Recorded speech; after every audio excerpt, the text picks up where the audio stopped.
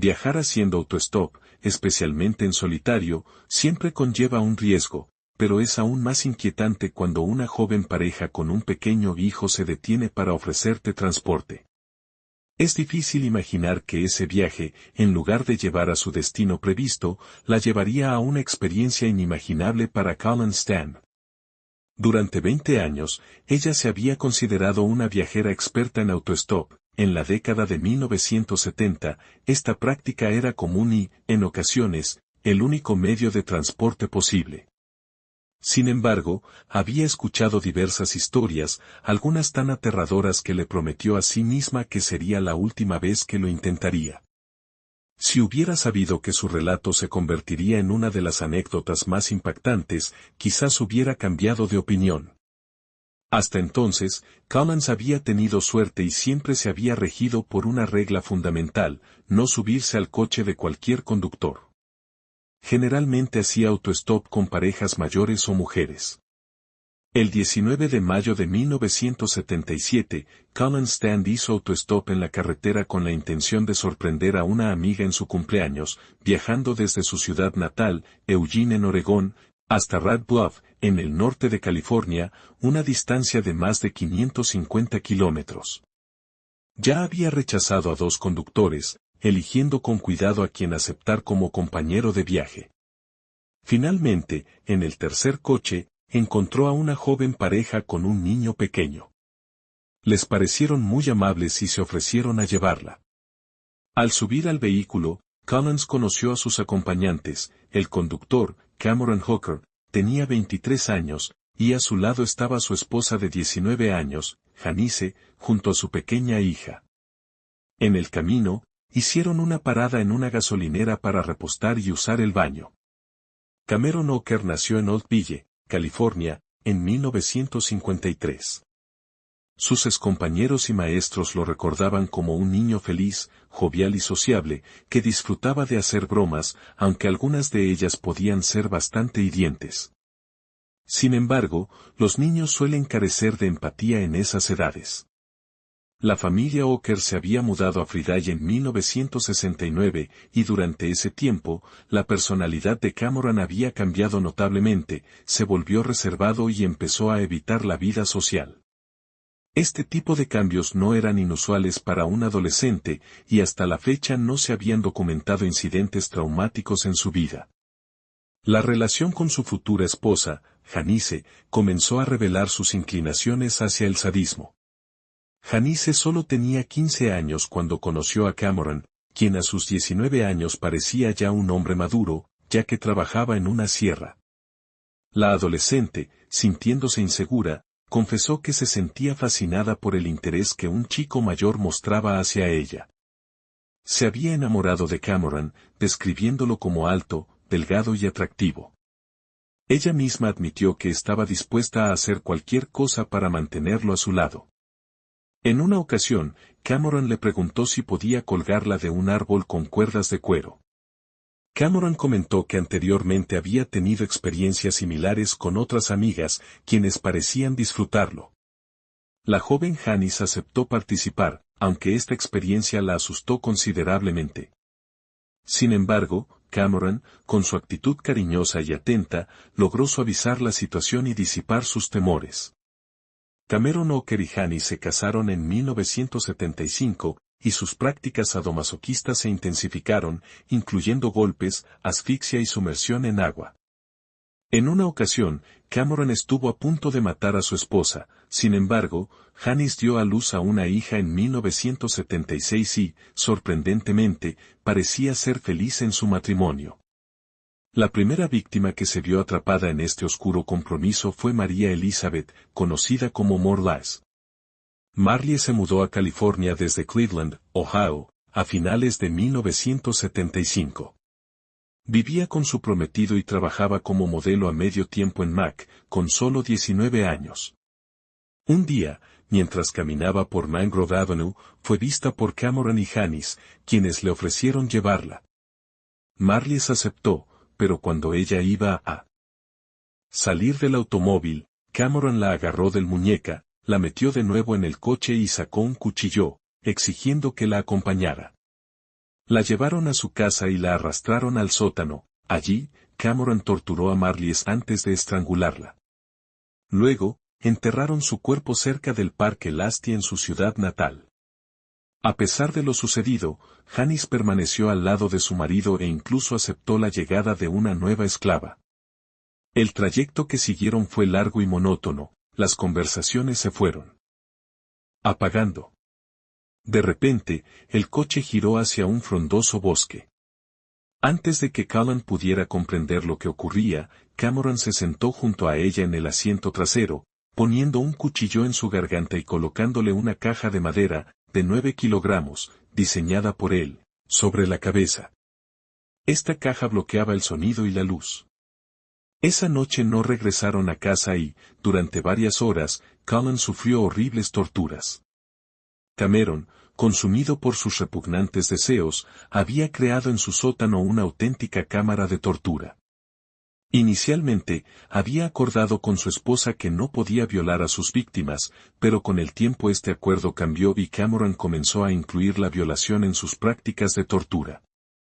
Al día siguiente, después de todos los abusos, Cameron encerró a Callan en una caja de madera que parecía un ataúd.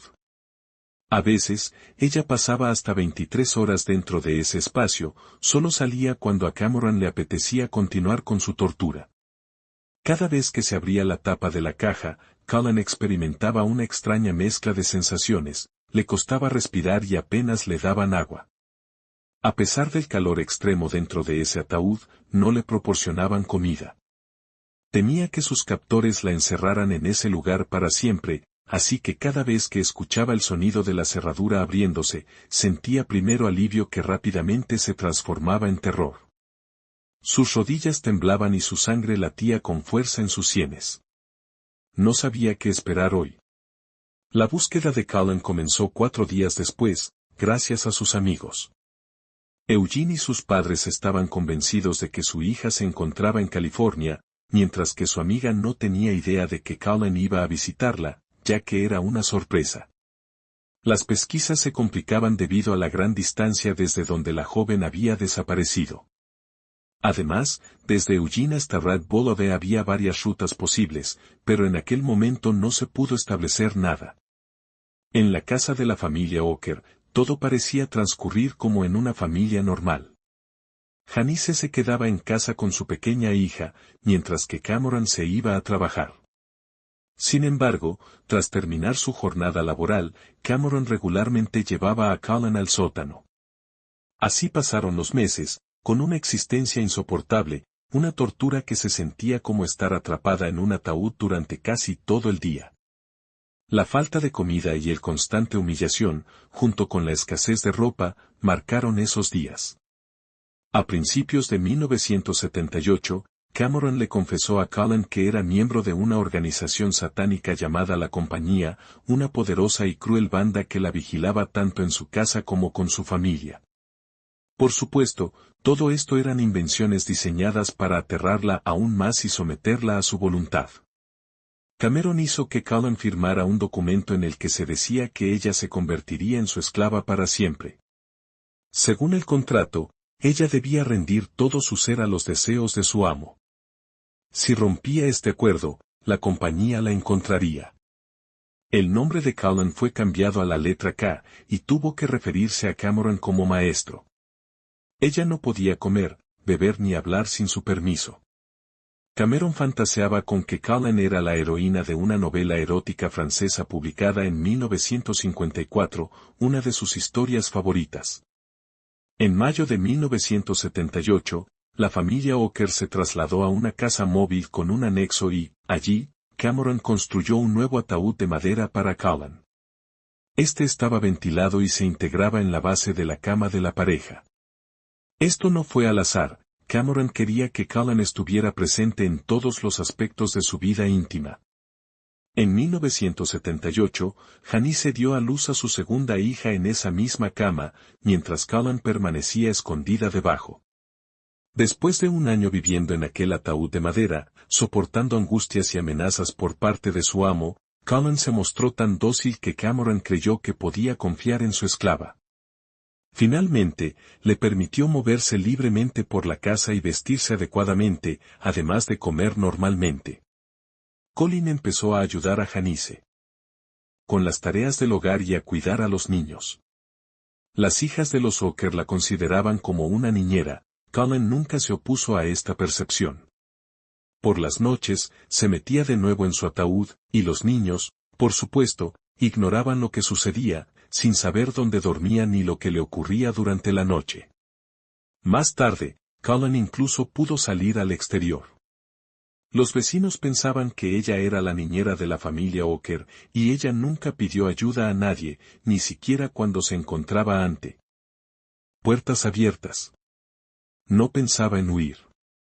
Cameron siempre tenía acceso al teléfono, y Colin temía incluso imaginar que podría hacerle la compañía como castigo por intentar escapar. Un día, Cameron le confesó a Colin que planeaba algo verdaderamente aterrador: crear una prisión para esclavas donde mantendría a varias chicas. A partir de entonces, Colin le ayudó a cavar una fosa en un lugar aislado, alejada de la vista de los vecinos. En 1980, Cameron le permitió a Colin llamar a su hogar, advirtiéndole que la compañía estaba monitoreando la conversación. La joven no debía quejarse, ni revelar su ubicación o pedir ayuda. Durante esa llamada, habló con su hermana menor, Boone, quien quedó impactada y comenzó a hacerle preguntas. Colin la tranquilizó, le aseguró que estaba bien y le pidió que no la buscara ni se comunicara con nadie. Tras esa conversación, la familia de Colin no contactó a la policía, convencidos de que su hija se había unido a un culto religioso y que esa era su elección. Sus padres no mantenían una relación cercana con ella. Durante sus viajes a dedo, Colin solía alejarse de ellos durante periodos prolongados, lo que llevó a sus padres a creer que estaba involucrada con Mago, un apodo que Cameron le había puesto, dentro de una secta. Cameron había logrado intimidar tanto a Colin que decidió dejarla en su casa un día, argumentando que tenía una reunión importante y que al día siguiente regresaría por ella. Las hermanas de Colin y sus padres sentían miedo de presionarla, temiendo que la alejaran aún más, ya que Colin apenas comenzaba a abrirse a ellos. No querían arriesgarse a perderla. Michael, antes de marcharse, les prometió a los padres que pronto tendrían un hogar y que les daría la dirección. Justo antes de irse, los padres tomaron una fotografía donde Colin y Cameron aparecían como una pareja falsa y supuestamente feliz. Tras la partida de la chica, la familia no tomó ninguna acción. Después de ese encuentro, la vida de Colin se volvió aún más insoportable, si eso era posible. Cameron comenzó a preocuparse por haberle otorgado demasiada libertad, por lo que enseguida la encerró en un pequeño armario, prohibiéndole moverse por la casa. Colin pasaba los días atrapada en esa especie de ataúd improvisado, especialmente difícil durante el verano, cuando el calor se volvía agobiante, a pesar de que había cierta ventilación. Cameron le infligía torturas, y así pasaron otros 2 largos años en los que Colin no vio la luz del sol. En 1983, Cameron le permitió a Colin moverse libremente por la casa y el jardín. Los vecinos y los niños estaban convencidos de que ella no había regresado. Con el tiempo, Cameron adoptó un enfoque más suave hacia su víctima y le comunicó a Janice que Colin viviría en la casa como su segunda esposa. Poco después, Colin consiguió trabajo en un motel como recepcionista, gracias al permiso de Cameron, lo que le permitió estar en contacto constante con los vecinos. En medio de la multitud, Jenny seguía creyendo que la estaban vigilando, mientras que nadie conocía su aterradora historia. Ese mismo año, comenzó a interesarse por el cristianismo, leía la Biblia y empezó a orar. Sabía que Colin era muy devota, así que cuando Cameron estaba en el trabajo, ellas aprovechaban su tiempo libre para leer juntas las Sagradas Escrituras, lo que las acercó más. Al enterarse de esto, Cameron empezó a permitir que Colin y Janice asistieran a la iglesia los domingos. Colin observaba cómo el corazón de Janice se iba abriendo a la fe.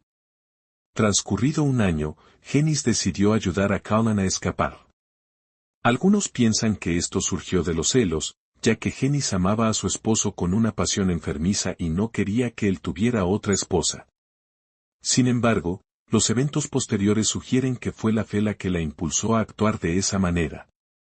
El 9 de agosto de 1984, Janice le reveló a Cullen que la supuesta compañía que las estaba cuidando no existía y que nadie vendría a buscarla. Le pidió que no comentara lo sucedido con nadie, con la esperanza de que si Cullen abandonaba su hogar, Cameron podría convertirse en una persona normal. En contraste con Jesse Lady Hart, que negaba que Cullen sufría del síndrome de Estocolmo, ella era un claro ejemplo de este estado psicológico. Aunque estaba asustada, cuando descubrió que no había compañía alguna, decidió darle una oportunidad a Cameron. Incluso lo llamó desde la parada del autobús para informarle que se iba. Él se echó a llorar. Durante un tiempo, Cullen le llamó con frecuencia. Aunque parezca increíble, este comportamiento es característico del síndrome de Estocolmo, donde la víctima se aferra a su opresor, se interesa por su futuro y puede llegar a pedir que se le rebaje la condena o que no se le castigue, e incluso lo visita en prisión. De cualquier manera, Cullen no reveló nada a nadie y regresó a casa tras 7 largas y dolorosas años. Simplemente volvió sin responder a las preguntas y, de no haber sido por lo que sucedió después, probablemente nadie se habría enterado. Janice esperaba que finalmente podrían llevar una vida normal juntos, pero parecía que su plan nunca se concretaría. Cameron soñaba en su encierro con torturar a sus prisioneras. Janice nunca compartió que la llevó a actuar de esa manera, pero parece que, después de tantos años, su conciencia despertó. El 8 de noviembre de 1984, Janice le preguntó a su pastor, Frank Dabney, si podía confesarse. Este notó que ella estaba muy nerviosa y, tras escuchar su relato, le pareció inconcebible. Decidió que era imperativo informar a la policía, y juntos hicieron la denuncia. 4 días después de estos eventos, la policía contactó a Cullen. Ella se mostró tan tranquila que los agentes inicialmente dudaron de la historia, considerando que Janice podría estar desequilibrada y tratando de hacerle una acusación falsa a su esposo, posiblemente motivada por celos u otra razón. No obstante, Cameron, el hacker, fue arrestado. Más tarde, la aterradora historia se confirmó, se encontró una asombrosa cantidad de evidencias, incluyendo diversos instrumentos de tortura y fotografías de Cullen durante los atormentadores episodios que había vivido. Cientos de revistas de BDSM han documentado el testimonio de Janice, quien relató el secuestro, las torturas y el asesinato de María Elizabeth. Hasta el momento, las autoridades no han logrado encontrar sus restos. Cameron fue acusado solamente en el caso de Cullen Stan, mientras que Janice Hooker testificó en contra de su esposo a cambio de inmunidad total.